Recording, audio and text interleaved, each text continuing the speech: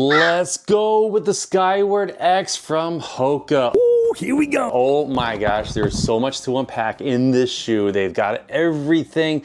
They threw out the rules, and it's no rules, just sky right here with the HOKA Skyward X. Oh my gosh. So the first thing I want to communicate with this shoe is I don't even know what category to put this in. There is so much going on here. You've literally got a little bit of everything going on. It is the kitchen sink shoe from HOKA in 2024. But the feeling that I got immediately with this shoe is that feeling that I'm sure Sonic the Hedgehog gets and Mario from Mario Brothers gets whenever he hits that spring. On your screen, there's a throwback animation from that time period, because that's what's going on with this shoe here. Oh, Nelly. Oh boy. Man, oh man. Gosh, the HOKA Skyward X. So I stepped into this shoe and almost immediately was just synapses were just going haywire, and they still are. I'm still reeling from the feeling of this shoe and just the experience overall. So let's just dive in line by line, systematically go through this shoe, and we can talk about the overall experience with the shoe later on. All right, here we go. So here are these laces in this lettuce, orange and blue and white colorway. Hello. And there is a decent amount of stretch on these padded laces, and oh man, do they ever feel so nice. In fact, you actually can't feel them at all as far as the lace in general on the top of the midfoot, but you can definitely feel like the snugness going on, but not too snug, with the upper. And this upper is a flat woven material. HOKA has done some sustainability business as far as getting some recycled materials, which is super cool for their upper. It feels fairly soft, but it's not like a jersey shirt knit like you would have, say, like a Nova Blast or something like that. But it is very, very supple in the hand, but at the same time, it has a little bit of structure to it, which is very nice. Taking a look at actually the eyelet chain here. So there on your screen is how the spelling of this system is. I'm gonna try, it's Guile system for lacing, and basically there's a couple pieces here. So you can take a look, there's kind of this barrel shape here, barrel shape there. I've got some other shoes that have this going on, and I didn't even know what it was called at the time, but now we know. And so that's part one. Part two is actually, this is not a traditional gusset that you would see for the tongue of the shoe, and I'll have some B-roll that'll show kind of a close-up, but you can see how the barrels, if you will, actually attach via a band and go down separately from the tongue into the top of the midsole, creating almost this burrito, if you will. How thick is this band? It's about 1.5 inches worth of material that is not very elastic, but it's not like rigid and hard, you know, as it kind of goes around the foot. The feeling that I had was very secure. And we'll get into actually the fit here in a second. Now looking at the tongue itself, you know, it does have some material up top for that shoe stay, that lace stay there. But that's actually quite soft to the touch. Underneath, as it touches the foot, is actually softer than the top where my thumb is here. And then you've got these kind of structured wings, if you will, for the tongue itself. And the tongue, I did notice, kind of wanted to move around a little bit, but not terribly. It wasn't diving into either the lateral or medial side of the shoe, how some can kind of go way over here and you have to stop and adjust and do this, or worse, not worse, but just different. You know, you can sometimes get a fold in the material. I didn't experience that at all. In fact, besides what I just said, it overall felt good on the top of my midfoot. But at the same time, it did not feel like the ultimate lockdown of the shoes that I've tested recently. So I wasn't swimming around, I wasn't sliding around, I did not feel insecure as far as the lockdown goes for the shoe, but it was something that I noticed. You have the double barrel on both sides, and then you have more of a traditional lacing system there. And you'll see that I did throw in the runner's loop here. And that's what I did after running a little bit in the shoe without the runner's loop. It came kind of standard without that being laced like that. And I didn't have much slippage at all actually, but I did test it before and after, and then once throwing in the runner's loop there on your screen, you can see me doing that. It did go into another gear and it felt really, really nice. Now coming along the heel, you see this nice heel flare that is a nice V shape. It's actually quite tapered. And so my first thought with this, that it was gonna feel a little bit of a pinching sensation. It did not feel that way at all. In fact, I think what's happening is you have such a deep heel pocket that heel bone is way, way, way, way back. I think this is like the most cavernous heel pocket that I've felt, and it's supported by this TPU. I'm gonna go with TPU plastic material that has zero flex at all as it reads Skyward X there. And that complements very nicely the heel of the shoe. And you know, my finger is kind of pointing here actually where the heel pocket is. All right. So moving on to around the heel collar, it does have padding and it does kind of seamlessly blend into the area to the lateral medial portion of the lower piece of your heel, but it's not the most padded that I have felt this year. Moving on kind of to the tongue as it touches the top of the foot towards the front of the ankle. This is actually a little bit more soft than this here, which is interesting. And I have noticed, especially with me, and maybe it's just me, but I do appreciate a nice, soft, supple tongue as it touches that portion of my foot. It's just nice. I can think back to some that have been kind of pinchy here and maybe kind of thin, and it can kind of be kind of a nuisance, but not terribly. And so looking again at the material of the heel, it does work its way around kind of that U shape to kind of short actually, kind of the quarter of the shoe, the hind quarter of the shoe, and it kind of matches this this orange here, which I believe is HOKA's active heel frame. So coming out with the insert of the shoe. Hello, insert of the HOKA Skyward X. This gets special mention. Oh my. I'm gonna say that this is probably one of the nicest inserts from a factory in a shoe that I have felt thus far. And the reason is just the material is very, very thick. It is very, very cushioned. It feels very well engineered. This is not a cheap feeling insert by any means at all. It's got, you know, a little bit of flex and everything, but you would expect that. It's not a modified insert, but it is, oh man, very, very nice. It's molded all around. You've got a very generous amount of heel cupping going on here, and it works its way all the way down to well past where your toes begin. So those midfoot segments before your toes begin are very much well cradled, and that's kind of one of the things that HOKA is working with. They call it an active foot frame. It's one of their innovations, one of their technologies, and it's a super big deal. There on your screen I have a little clip of it of HOKA going on, that they want your foot to be cradled not on top of a piece of material, but actually within the material itself, within the shoe itself. So you're actually going for a ride inside the shoe versus on top of it. And then looking inside of the HOKA Skyward X without that insert, and the material the insert lays on, it does have a little bit of a rubbery sensation, which is nice. So your insert's not sliding all over the place. And what I'm looking at right now is I'm actually looking to see, yeah, my finger works right here where that orange is. That bottom of the shoe right towards the heel, you're getting this extra cushion going on with this orange, which wraps right around in it, and it makes sense because that's where that is where the beginning of the really highly ventilated area begins, and the hind portion of the shoe, we'll just call it that, begins. And oh man, such a lot of engineering going on in the HOKA Skyward X. That active heel frame, let me check that again. Oh, heel strikers. Oh, heel strikers unite.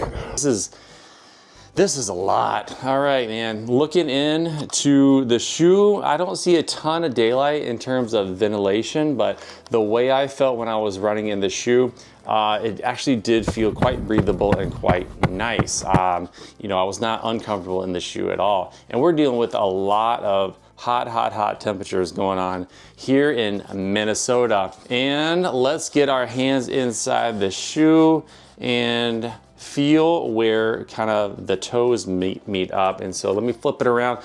I like to look and see where the fifth toe, the little toe matches. And this is kind of the most agreeable sensation that I have felt in a shoe in quite some time here. Normally there's a little bit of a rise on these little sidewalls here. There's none of that stuff going on. Remember the other shoes that we've tested previously? There's quite a bit of sidewall and it goes all the way down. Well, that is not the case. In fact, you know, tracking the sidewall for this shoe, it actually ends about here, and then kind of going on to that medial side where the big toe is, checking the sidewall, there it is, about the same way. It's here midway through, and then you have nothing going on as far as sidewall goes towards the big toe here. And there's no crazy stitching, there's no lumps or bumps to push into the side of your first joint. So if you look at your foot, you have this first joint here, which is riding along here. And speaking of which, I did feel that my big toe was able to stay nice and straight within the shoe. There was no leaning laterally or medially, which is nice as far as big toe excursion. But we'll keep the medical terms to a minimum. Taking a feel of the toe box. Oh, Nelly, hello. This right here, man, I keep just saying every shoe that comes down here is, this is the next toe box, this is the next toe box, and well, here it is. Again, Skyward X with another really decent toe box. Keeping this material way far away from the top of the toes and just nice and protected. I would feel very, very good about having this on, even if it's not walking, but running and just, you know, having this on feet. In fact, I would have my parents in this shoe. I'd feel very good about that. I'm just saying, because it's just got so much going on and a lot of protection. It's super cool. Now, the midsole. Okay, this is the part that we're gonna get really into it here, guys. So we have three things, right? We got PEBA on the top. We got a H-shaped carbon fiber convex suspension type carbon fiber plate. In between that, and then down here, you've got a super critical EVA. And that sandwich has created a suspension system, a propulsion system, a bouncy ride that is unlike anything I have ever felt. Oh man, going back to the Sonic and the Mario piece, and that's exactly what I felt like, is just boing, boing, boing, guys. Man, it was just crazy. This shoe was just insane, man. So much fun. So again, HOKA talks about their active foot cradle, their active foot system, and basically you just kind of sit within that. And so the PEBA goes into the convex there on your screen. I'm going to throw up a picture of it, of what I'm talking about as far as the plate goes. Then the other slab of the foam on the bottom with 49 in the heel and then 44 in the front for a 5mm drop of such a nice package for your midsole. Whoa boy. All right, so let's throw this on the scale and see how much it weighs. Here we go, men's size 11, we have 11.9. Oh, there it is, 12 ounces. Men's size 11, 12 ounces. All right, so it's not the lightest shoe in the world, but then again, this is not expected to be light. There's so much going on, and HOKA is not trying to make this a lightweight shoe. They've packed everything in here, but there it is objectively. It does not feel heavy. It doesn't feel heavy at all. In fact, you're too busy being up in the air to worry about the heaviness of this shoe, because it ain't. Moving on to the outsole. The outsole, we have a metric ton of rubber going on. This outsole is gonna outlast, I don't know, my patio out back, because it is so much. Holy buckets, man. It's got so much going on. We got some exposed midsole, and then you can see the carbon fiber plate. There on your screen is a repeat of the picture of how this is. You got this little cutout here, and then you can feel the foam.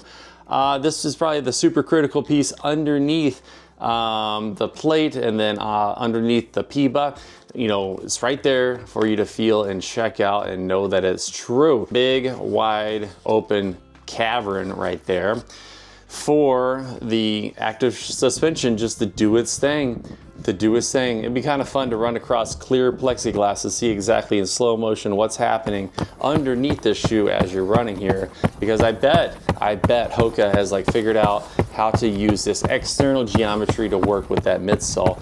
And then one other thing, looking down the side of the shoe, you can kind of see maybe the little protrusion of the rubber here as it begins that really decent meta rocker right about here. It's not centered, and it's actually a little bit elevated towards the, what is this?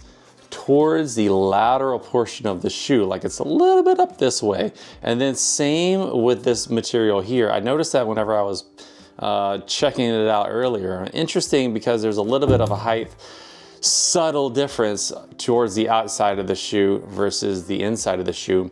Now this is marketed as a neutral shoe, and I am a mega supinator. I do wonder if they are considering the stack height and just kind of the dynamics of the shoe, if perhaps they've made some adjustments to kind of compensate for this incredible stack height, which, you know, that would make sense, because you know, as symmetrical as some of these shoes are becoming, you know, as far as outsole goes and some of the design, you know, I don't know if it's 100% all the time that anybody ever is 100% neutral, right? That they're probably gonna have a little bit of pronation and supination, and that the shoes are becoming, you know, a little bit smarter as far as picking up on that.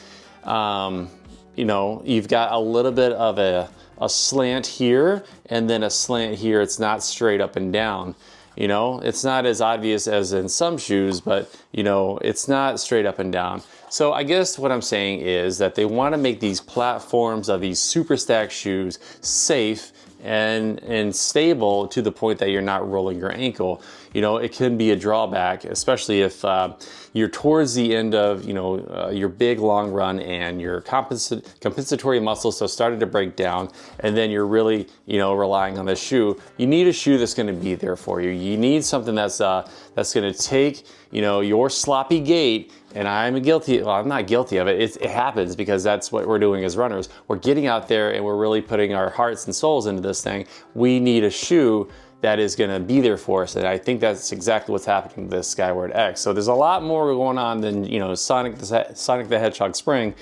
It is actually quite safe, and they've really done a good job, I feel. So I'm super happy to talk about this shoe. I really didn't know, and I still don't know what category to put it in, but it's just got so much going on. But at the same time, you can really see that the HOKA folks are down there, you know, utilizing all their knowledge that they've gathered over the years. It's not a very twisty shoe at all. Well, maybe a little bit. You know, it's kind of an H-shaped carbon fiber plate. You know, it's not a super solid piece. Like some that have been in the past. I remember the Carbon X1, you couldn't twist that thing at all. And this one you can kind of twist a little bit. So there it is. It's a little bit twisty. There is the HOKA Skyward X. Oh my. There was so much to talk about with this shoe, and I'm pretty sure I forgot something. If I did, you know, this is a discussion. We are hanging out. We're chit-chatting about shoes. So I'm all for the comments, guys. Let them go. I want to hear it. I want to chat with you guys all about this one, because I feel like this is going to be a shoe that we're going to be talking about for a long time. Alrighty, so I would really appreciate if you would hit like on this video. It shows me and YouTube that you really appreciate the content, found value in it. Super duper cool of you, and I appreciate that. Also, if you want to follow along, feel free to subscribe. We're going to be talking about running shoes, all right?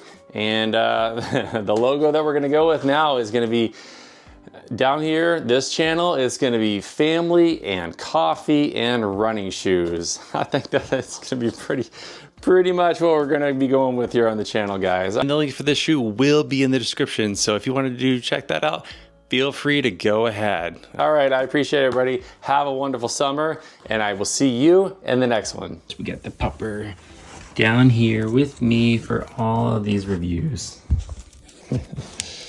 Sweet girl.